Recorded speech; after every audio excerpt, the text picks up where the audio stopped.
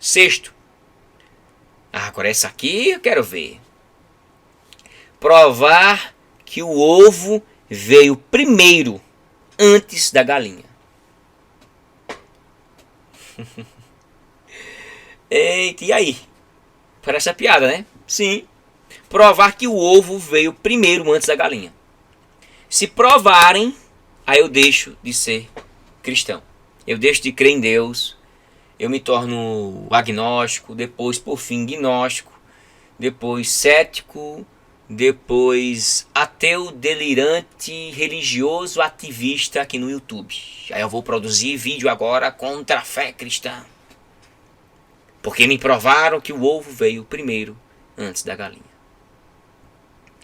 Provou, beleza. Aí eu vou fazer a segunda pergunta. Quem foi que chocou o ovo?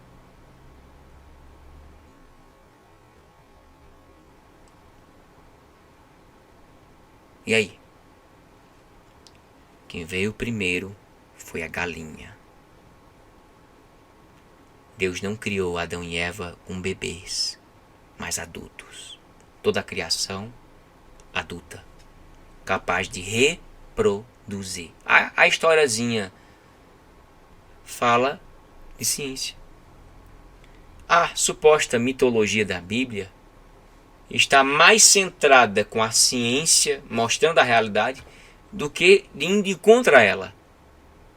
A historinha da Bíblia, cada ponto que eu coloquei aqui, é irrefutável. Porque é impossível alguém provar ou desconcordar, não. Tem muito. Especular, tem muitos. Trazer hipóteses, tem muitos. Provar, jamais. Então, quem veio primeiro foi a galinha. Não tem essa história, certo? Mas não tem pra onde ir, certo? Então se contente aí. Eu estou pela Bíblia, eu creio na palavra, eu creio em Deus, eu creio em Jesus, é o que importa. É impossível, certo? E sétimo, provar que nunca houve um dilúvio. Provar que nunca houve um dilúvio, global ou parcial. Eu creio que foi global. Essa eu vou provar. Não vai, meu querido.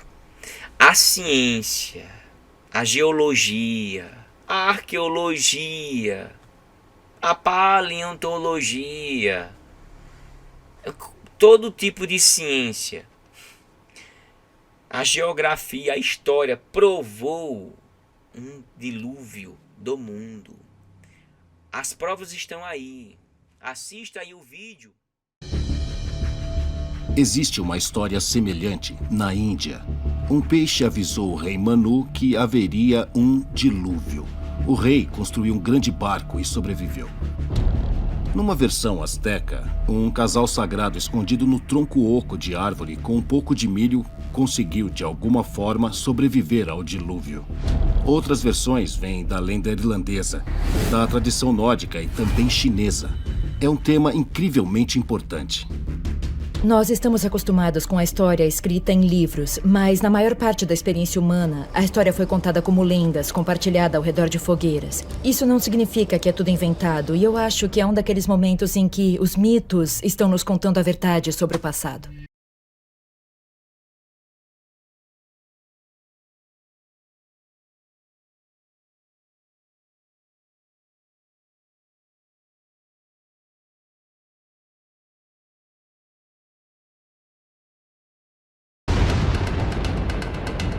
É uma das histórias mais conhecidas da Bíblia, e versões dessa história podem ser encontradas em culturas do mundo todo. Dos antigos ensinamentos hindus e lendas mesopotâmicas a mitos mesoamericanos, está escrito que os deuses mandaram uma inundação total para varrer a humanidade. Deus ficou zangado com os seres humanos porque os seres humanos não estavam se comportando bem. Estavam violando as leis de Deus. Com certeza, linda, mais famosa é a história de Noé. No Gênesis, Deus ficou tão desgostoso com o comportamento de sua criação que chegou a se arrepender do que fez. E fez acontecer o dilúvio.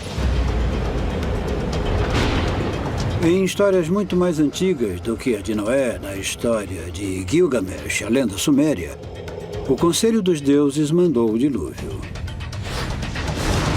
Nos escritos de Platão, Zeus mandou o dilúvio. No hinduísmo, Deus ensinou que um dia a terra seria inundada. E quando isso acontecesse, se você fizesse um barco e juntasse as pessoas e alguns animais, você seria salvo.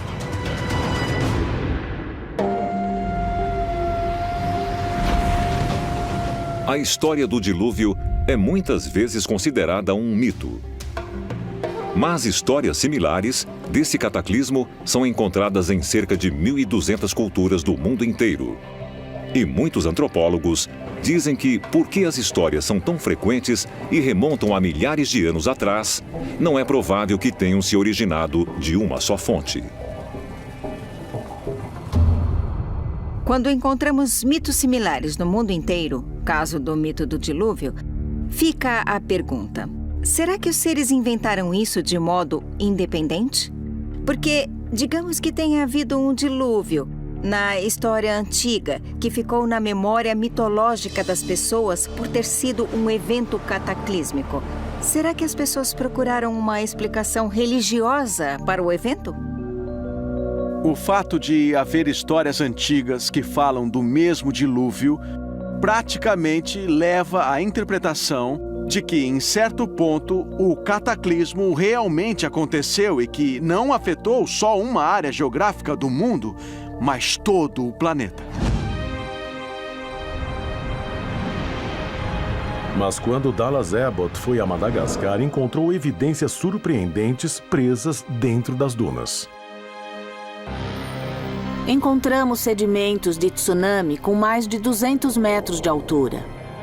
E no topo dessa grande colina, descobrimos fósseis marinhos. E os achamos em todos os lugares que procuramos. Ciclones trazem microfósseis marinhos, mas só os que vivem próximos à superfície. Os que habitam o fundo do oceano não são transportados por ciclones. A maior parte dos fósseis descobertos em Madagascar era composta de seres que viviam no fundo do mar. Então não poderiam de forma alguma ter sido levados para lá por um ciclone.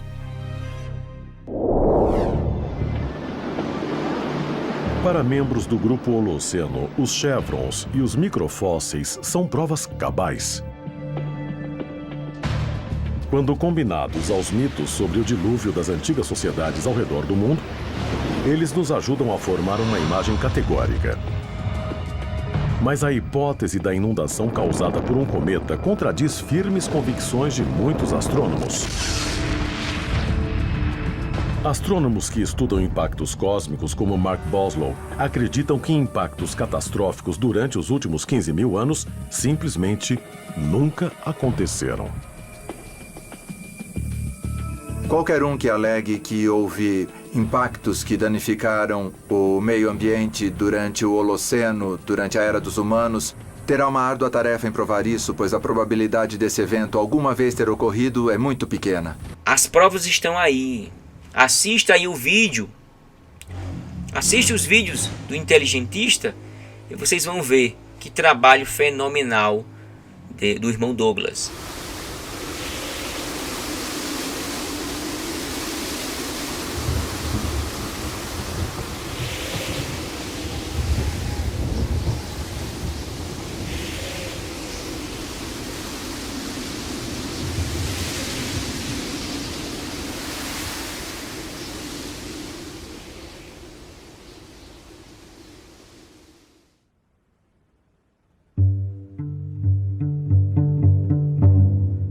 Pesquisadores descobriram, após décadas de estudos, que um vasto reservatório de água suficiente para encher os oceanos da Terra 3 vezes pode estar escondido quilômetros abaixo da superfície. A descoberta indica que a água da Terra pode ter vindo do seu interior e foi levada à superfície pela atividade tectônica. A Bíblia já dizia isso há muito tempo. Por que não acreditaram nela? Ao invés disso, criaram hipóteses mirabolantes, dizendo que os oceanos foram formados por rochas de gelo que vieram do espaço.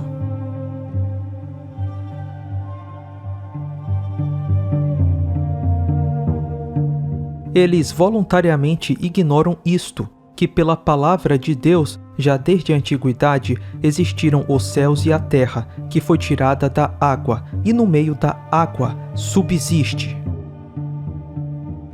Cientistas russos descobrem oceano gigantesco nas profundezas da Terra. Um oceano subterrâneo maior do que o Oceano Mundial.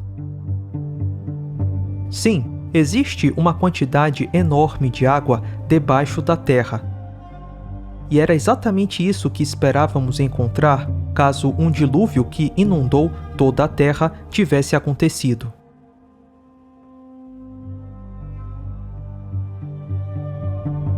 A Terra abriu, deve ter sofrido um rasgão imenso e isso formou placas de rocha por toda a Terra.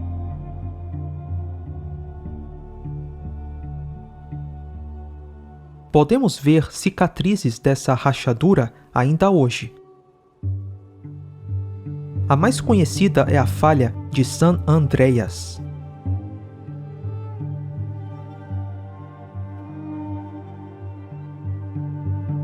A Terra foi rachada em placas de rocha, e essas placas ainda se movimentam nos dias de hoje.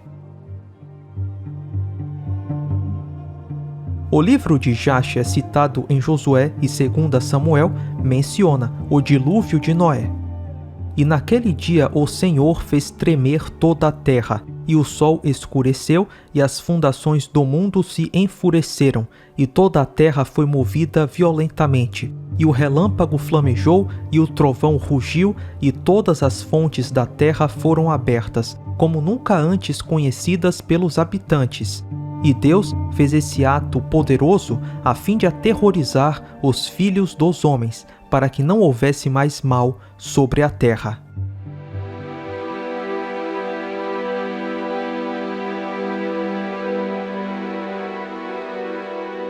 Antes da catástrofe do dilúvio, a Terra tinha um único continente. Chamamos isso de Pangeia.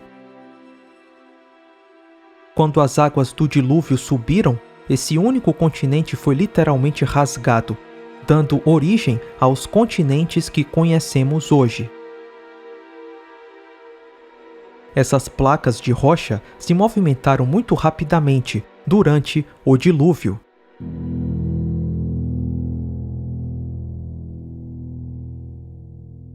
E quando a Terra se movimenta, ocorrem terremotos, tsunamis e vulcanismo. Uma verdadeira catástrofe.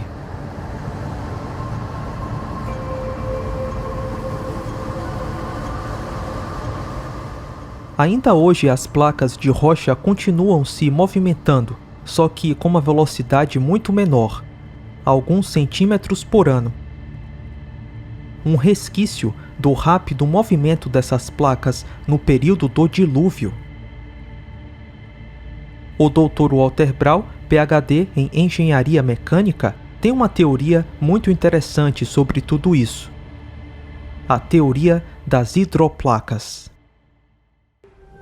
A era pré-diluviana provavelmente era constituída de um enorme supercontinente contendo uma vegetação viçosa, mares, rios e pequenas montanhas. De acordo com a teoria da hidroplaca, a era pré-diluviana possuía uma grande quantidade de água subterrânea, mais ou menos a metade da que hoje em dia temos em nossos oceanos. Esta água ficava em câmaras interligadas formando uma fina casca respiradora, mais ou menos uns 800 metros de largura, talvez uns 16 quilômetros abaixo da superfície da Terra. O aumento da pressão na câmara de água subterrânea expandiu a crosta acima. É uma pressão exuberante, que é quando a pressão interna aumenta. A falha na crosta começou com uma rachadura microscópica que cresceu em ambas as direções, quase a 5 quilômetros por segundo. A rachadura, seguindo o caminho da menor resistência, circulou o globo em mais ou menos 2 horas. Enquanto a rachadura corria pelo globo, a crosta acima se abriu com um rasgão num tecido extremamente esticado. A água subterrânea sofria uma enorme pressão por causa do peso de 16 quilômetros de rochas pressionando sobre ela. Então a água explodiu violentamente para fora da ruptura. Os cálculos demonstram que, ao longo dessa rachadura que circundava o globo, fontes de água saíam em jatos supersônicos a mais de 30 quilômetros para a atmosfera. O borrifo dessas enormes fontes ocasionou chuvas torrenciais como a Terra jamais havia sofrido, tanto anterior como posteriormente. A Bíblia afirma que todas as fontes das grandes profundezas surgiram num só dia. E ela descreve tais acontecimentos há cerca de 4.500 anos atrás, o que agora podemos reunir cientificamente numa ordem de causa e efeito com a teoria da hidroplaca. Gênesis 7:8 diz que as fontes do grande abismo foram quebradas e derramaram água de dentro da terra. Além disso, choveu por toda a terra durante 40 dias e noites. Com essa quantidade de água, não é de se admirar que todas as colinas e montanhas foram cobertas. Todos concordam que o cume do Monte Everest já esteve uma vez sob o fundo do mar, mas nem todos associam o Monte Everest com o dilúvio de Noé, porque acham que não há tanta água assim na Terra para cobrir uma montanha tão alta. Lembre-se que, segundo a teoria das hidroplacas, o dilúvio mudou a topografia da Terra. Cadeias de montanhas como os Himalaias muito provavelmente se formaram no final do dilúvio. A Terra pré-diluviana tinha poucas montanhas, mas, com a catástrofe do dilúvio, terremotos provocaram movimentos verticais de terra. As montanhas subiram e as águas do dilúvio fluíram dos continentes para as bacias recém-formadas dos oceanos. Devido à falta de erosão, as montanhas devem ter se formado recentemente e rapidamente. Caso contrário, a erosão, em milhões e milhões de anos, já teria desgastado completamente a rocha dessas montanhas. O Grand Canyon é um excelente exemplo da falta de erosão e da recente formação das camadas geológicas. A superfície entre essas duas camadas de rochas nessa montanha do Grand Canyon é plana e pequena. Mas, de acordo com a geologia convencional, existe uma lacuna de 6 milhões de anos entre essas duas camadas de rocha. A camada inferior é uma rocha macia, por isso deve ter erodido muito se tivesse sido exposta por 6 milhões de anos, como diz a geologia convencional. Mas o que vemos é uma rocha com pouquíssima erosão. Isso mostra que a camada de rocha superior foi depositada tão rapidamente que não houve tempo para a erosão da camada inferior. Em outras palavras, essas duas camadas de rocha foram formadas catastroficamente e muito rapidamente.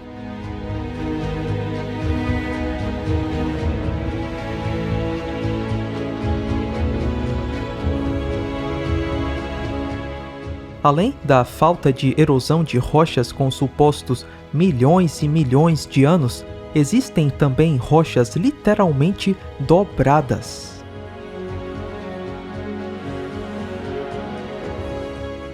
Não é comum as rochas dobrarem. Elas normalmente partem porque são duras e quebradiças, mas em muitos locais encontramos sequências inteiras de estratos que foram dobrados sem quebrar, indicando que todas as camadas foram depositadas rapidamente. Essas rochas foram dobradas enquanto molhadas e maleáveis com as altas pressões e temperaturas das águas do dilúvio.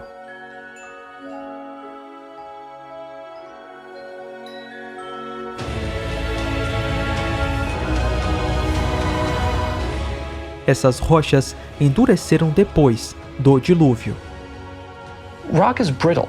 It doesn't bend very easily. If you try and bend it, it breaks. Now, granted, on a big scale, you might be able to get some pretty big bends out of a large rock.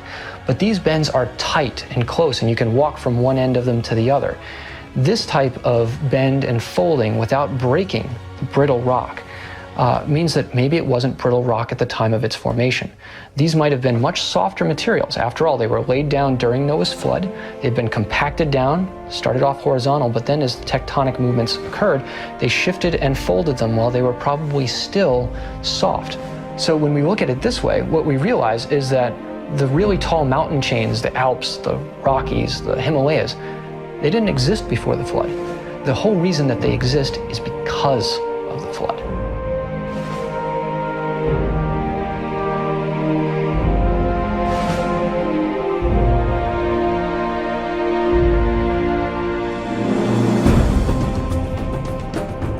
So basically, when we look at the geology of the Earth, we find that present processes do not explain what we see. Rather, what we see points to catastrophic processes in the past, and when we think about what those could be, it fits exactly with the account in Genesis of Noah's flood, which destroyed the whole Earth. The flood wipes away millions of years from the geological record. Those millions of years are necessary for evolution to occur. No millions of years, no evolution. Com o dilúvio de Noé, os bilhões e bilhões de anos da história da Terra desaparecem.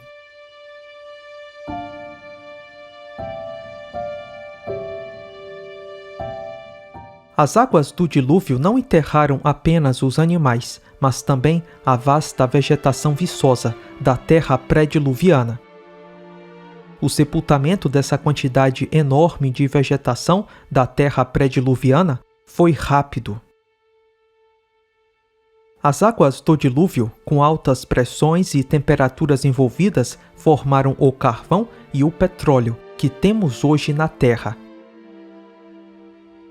Cientistas na década de 80 conseguiram criar carvão artificial, apenas submetendo a matéria orgânica a altas pressões e temperatura.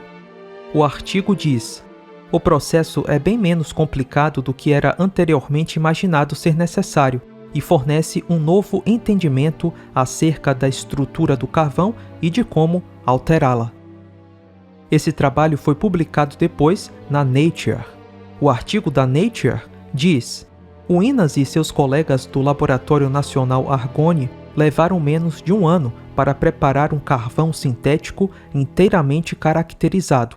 O material que produziram não pode ser distinguido do carvão verdadeiro. Em menos de um ano, um carvão sintético que não pode ser diferenciado do natural foi produzido. Lembre-se que, segundo o evolucionismo, a síntese do carvão se deu há mais de 200 milhões de anos. Já sabemos que o carvão pode ser produzido muito rapidamente, sob certas condições de temperatura e pressão. Mas, e o petróleo? É possível produzir petróleo de forma rápida? Segundo o evolucionismo, a origem do petróleo na Terra tem milhões de anos e aconteceu pela decomposição de fósseis que se transformaram em óleo. Mas será que é necessário milhões e milhões de anos para formar o petróleo? E se pudermos demonstrar que o petróleo é formado ainda hoje, com certas condições de temperatura e pressão? We are developing a process where we can use a vast amount of different biomass resources. We can convert all these types of biomasses into renewable biocrude oil by applying high heat and pressure, but it only takes 10 minutes. So this is where we now take our biomasses and mix them with water.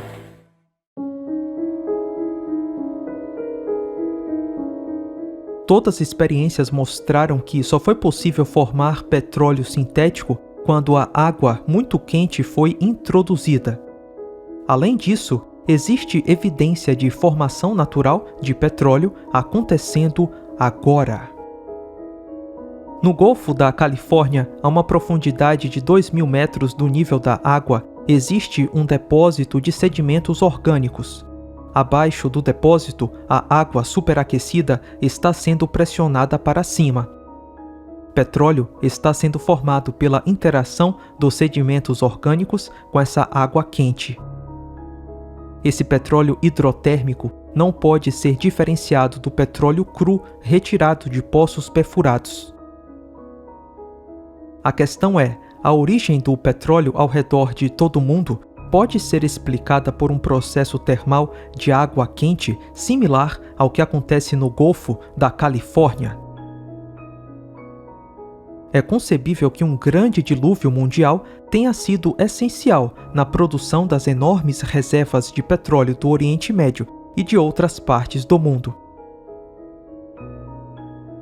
A vasta quantidade de vegetação coberta pelas águas do dilúvio, misturada a uma água superaquecida, poderia formar petróleo nos volumes que vemos atualmente.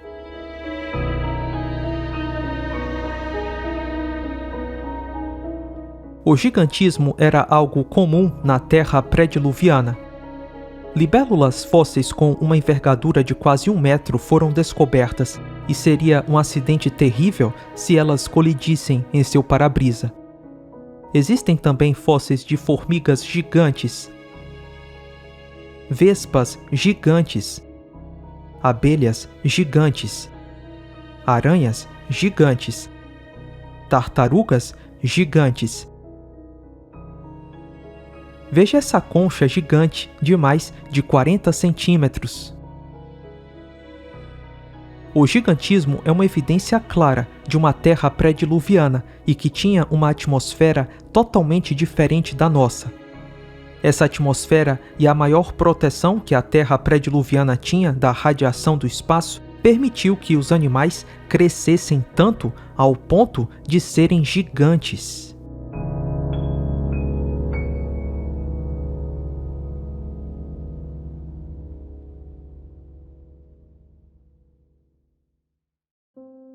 Histórias de um grande dilúvio que incluem a salvação de pessoas e animais num barco são encontradas em todo o mundo.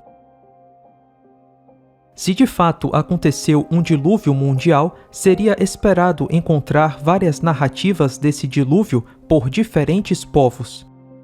E é exatamente isso que temos.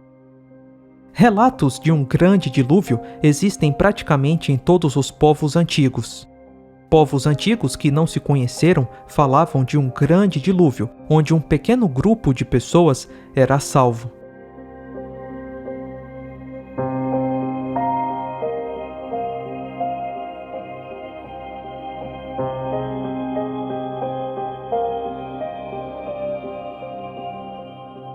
Existem mais de 270 relatos de diferentes culturas ao redor do mundo sobre um dilúvio. Todo mundo no passado falava em um grande dilúvio. Por quê? Porque de fato aconteceu.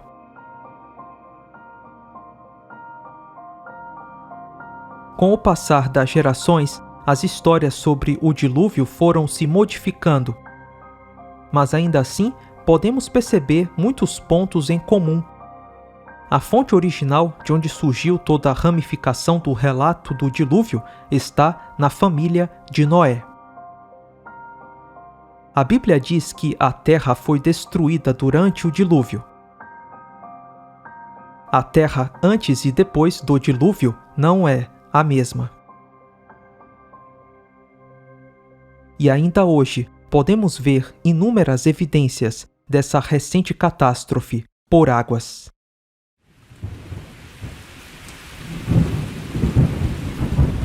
No mais, fique com a promessa.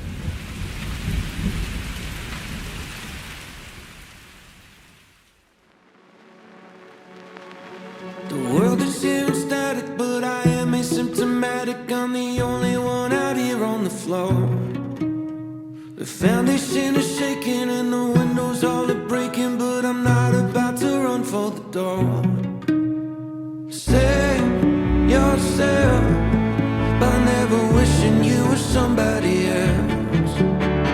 Stay for the fire and swim through the night of the flood. Hold up your ladder and sing for the ones that you lost.